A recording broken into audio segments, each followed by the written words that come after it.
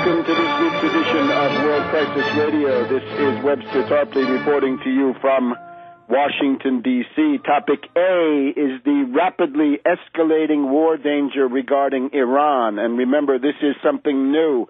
This is not the same old, same old. This is a decided shift compared to the situation of the past 2 to 2.5 years. So we need to start off with a quick overview of everything that is happening. And we have heard now Fidel Castro says he wants to go to the UN General Assembly. I guess that's in about a month, in September.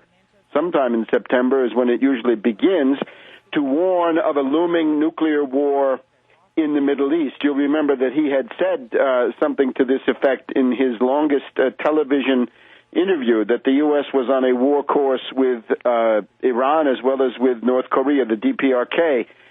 Now he wants to go to the UN General Assembly to warn about it. What can we say? Fidel joins Tarpley.net in warning of these events. That's in September. We have this morning a dispatch from the Emirati news agency, United Arab Emirates, that the Japanese tanker involved in that incident in the Straits of Hormuz was, according to their finding, hit by explosives packed into a dinghy, a suicide bombing, a suicide dinghy with a suicide bomber in it.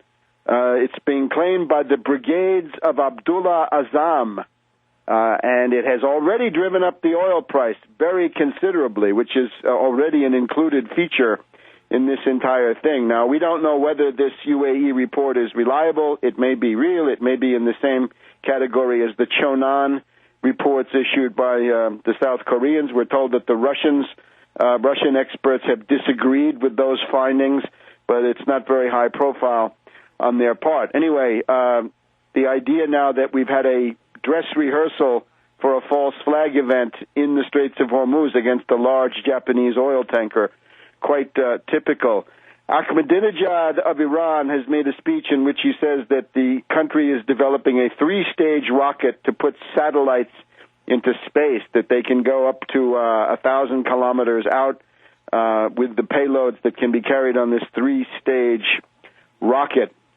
Let's just review the news of the week. The Israeli-Lebanese border clash is the biggest shooting incident along that border since the July-August 2006 incursion, the invasion by the Israelis of Lebanese territory. Remember, in that event, many have still not understood, Israel was defeated.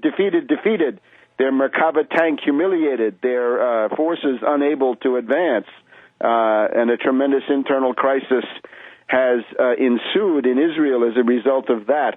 Hard to judge this border clash, right? The Israelis start off wanting to trim a tree. We're in a kind of a gray area. There's the blue line, which is the border. There's the Israeli fence, which is not identical to the border. Then you have the Lebanese on the other side.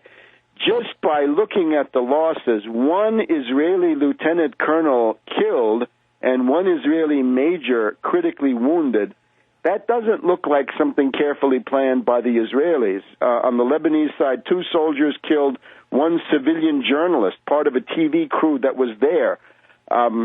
Looks to me like that might have been a warning issued by Hezbollah, perhaps through the pro-Hezbollah elements in the Lebanese military, who are the ones that are there in the first place. At any rate, we've also got Netanyahu making threats about this. According to the Wall Street Journal, Netanyahu was about to launch a large-scale retaliatory air raid into Lebanon and perhaps into Syria, and was told not to by the U.S.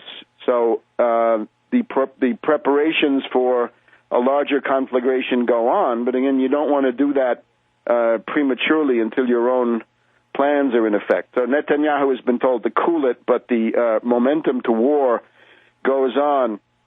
The Iranians have announced that they have acquired a total of 4 S-300 missiles. These are Russian-made surface-to-air missiles. They are about as advanced as anything in the world. They may, in fact, be the most advanced anti-aircraft missile system in the world. Now, these were the ones that the Russians had contracted to deliver But now, and it's not just now, it's been going on for a while, it's been going on for a couple of years, there's a delay on the Russian side in delivering these missile systems. There's tremendous pressure from the U.S. and the British and others. But the result is now the Iranians have gone around Russia, and they've procured 2 such missiles from Belarus and 2 from other sources not named.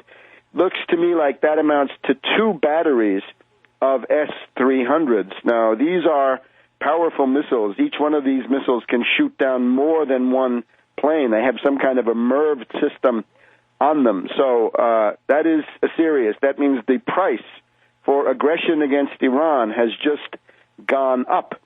We've also had a very ominous event, flurry of dispatches in the world Anglo-American media that there's been an assassination attempt on Ahmadinejad. Not clear. Was it a firecracker? The New York Times website showed a picture of Ahmadinejad with a puff of smoke behind him. Couldn't tell what it was. A grenade, a firecracker. Official Iranian line, it was a firecracker. Could that have been Jundullah? We know that Jundullah mounts acts of war against the Iranian government from the inside, especially in Baluchistan, with reckless abandon. So this, we have to put a question mark over it. But the fact that there are reports of a head of government being assassinated always raises your alert level. We've also got the fact that the Bushehr nuclear reactor, according to many reports, should be coming online soon, meaning August, September, October. You never know with these things, but that's another kind of red line from the point of view of certain aggressive circles. Now, in the past week, we've got Obama. Obama is creating a kind of cover story for himself.